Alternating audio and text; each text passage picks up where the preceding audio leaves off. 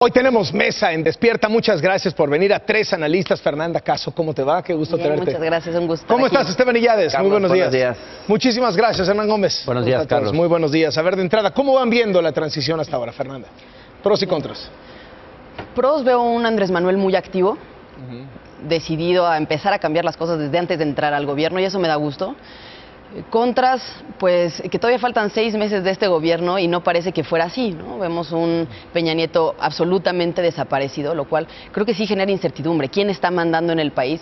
Es una duda que creo que los mexicanos tenemos y que eventualmente va a afectar a las secretarías, a los mercados.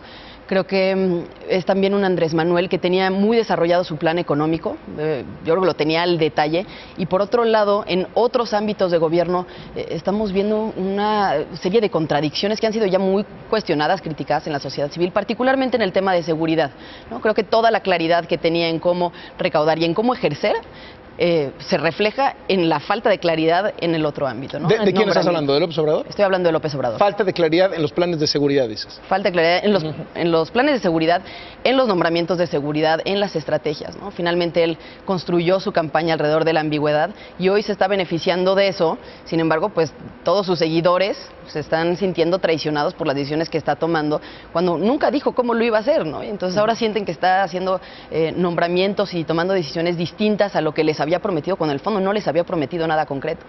¿Cómo lo ves, Esteban? Pros, todo más o menos terso, digo, es una semana, pero todos los actores políticos, los que están en el cono total hace una semana, ahora están hasta grabando videos, por ejemplo, el presidente recibiendo a Andrés Manuel López Obrador, entonces todo el mundo está muy tranquilo y eso se refleja en los mercados, ¿no? Entonces, la verdad, para lo que estamos acostumbrados, esto ha sido bastante civil, bastante tranquilo.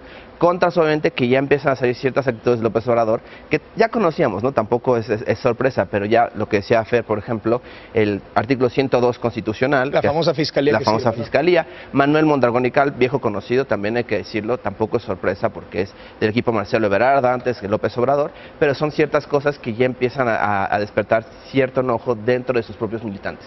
Hernán, ¿cómo lo ves? Creo que la noche del 1 de julio fue una gran noche y en eso creo que hay consenso. Me parece que todos los actores políticos se comportaron a la altura y creo que los discursos de López Obrador esa noche y los días sucesivos son de clara moderación. Es decir, si ya veíamos en esta campaña electoral a un López Obrador más moderado, creo que el López Obrador que se prepara para gobernar es todavía más moderado. Yo creo que eso es positivo, digamos, habla de alguien que además se está preparando para gobernar con responsabilidad, a paso muy veloz. Creo que no está dispuesto a perder ni un solo día, y también creo que se están desde esa noche, digamos, desde ese 1 de julio, rompiendo mitos, digamos. Muchos de los mitos, muchos de los prejuicios que había sobre López Obrador se están rompiendo, y creo que eso es... ¿Cómo cuáles? ¿Cuáles pondrías sobre la mesa? Varios, pues digamos, se esperaba, por ejemplo, que en esta misma mesa, por ejemplo, esa noche Héctor Aguilar Camín decía que si López Obrador no invitaba a la reconciliación iba a ser el acabose. Claramente hizo una invitación muy amplia a la reconciliación.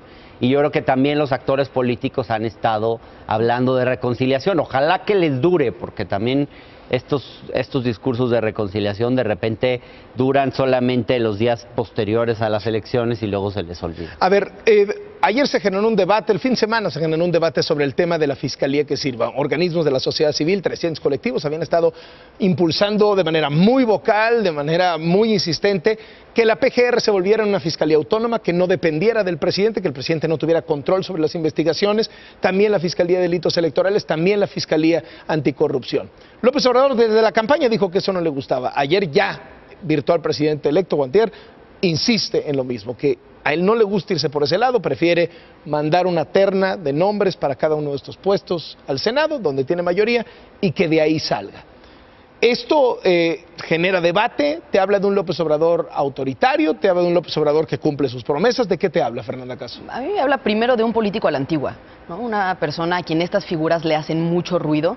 También una persona que, insisto, ¿no?, utilizó como eje de su campaña la ambigüedad y los seguidores, los voceros, los tuiteros que lo apoyaban, llenaban estos vacíos discursivos con sus propias creencias de lo que López Obrador iba a hacer.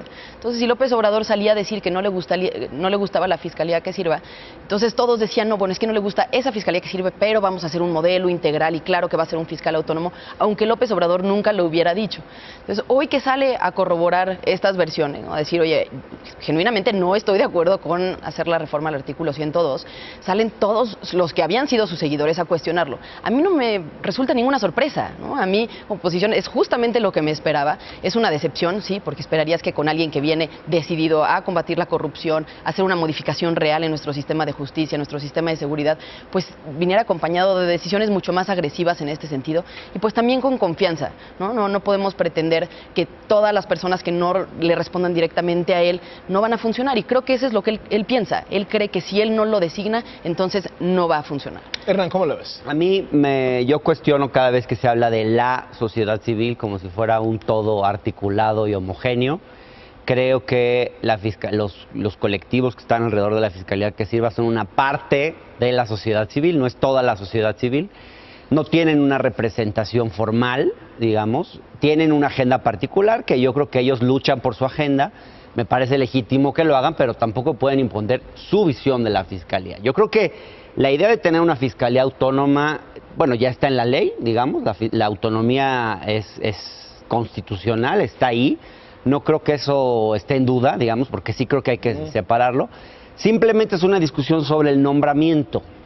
Ahora, a mí me gustaría que pudiera haber un nombramiento que fuera más allá simplemente de una decisión del Ejecutivo y el Senado, que involucrara un proceso más amplio, por ejemplo, como se hace en Brasil, donde participan en los nombramientos de los fiscales, los colegios de abogados, y es una cosa mucho más amplia. Ahora, un periodista que se llama Carlos Loret, que tal vez conozcas, escribe hoy en El Universal que muchas de estas organizaciones son financiadas por el sector privado. ¿Lo cual no tiene nada de malo? No, pero creo que sería tonto López Obrador si le entregara la fiscalía a sus adversarios en la elección pasada, digamos, porque es básicamente eso, es decir, son los grupos que financia el sector privado, algunos de los cuales tuvo enfrentamientos durante la campaña.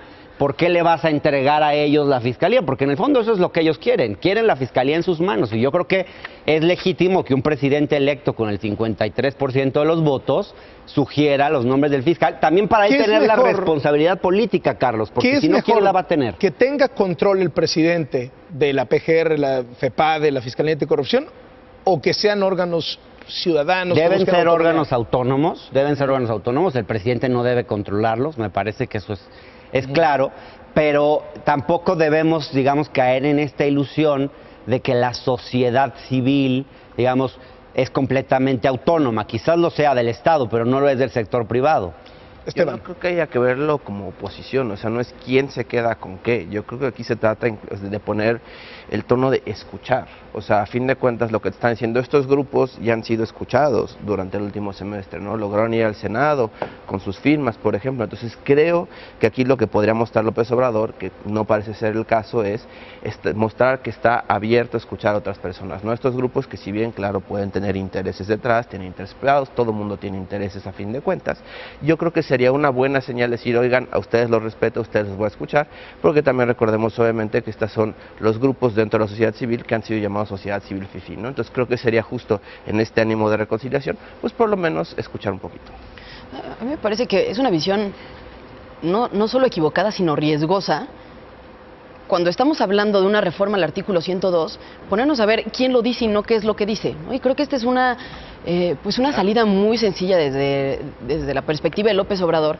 A ver, yo no sé en qué no está de acuerdo esta reforma, en que el nombramiento sea compartido con el Senado, en que la remoción pase a ser una decisión del Senado y que no dependa del presidente, en que sea un fiscal autónomo, en que se puedan colegiar las decisiones dentro de la propia fiscalía. No, todas estas cosas que se están proponiendo dentro de la reforma, más allá de quién las propone. Yo no veo por qué hacer estas modificaciones es entregar la decisión a la sociedad civil fifí. No estamos hablando de ningún nombre en concreto, nadie ha puesto sobre la mesa ya candidatos. Me parece que permitirle a López Obrador también salirse por esa, pues es sumamente irresponsable, no únicamente por parte de su equipo, sino también de sus seguidores. ¿Hay con qué hacerle contrapeso en un momento en donde todo mundo parece tener este ánimo de conciliación y hasta los empresarios. Mira, López Obrador anunció que iba a gobernar con el pueblo y vamos a ver de qué se trata gobernar con el pueblo. Gobernar con el pueblo es escuchar a la sociedad civil, a esos grupos y a otros grupos que exigen justicia, que sí están pidiendo un fiscal autónomo.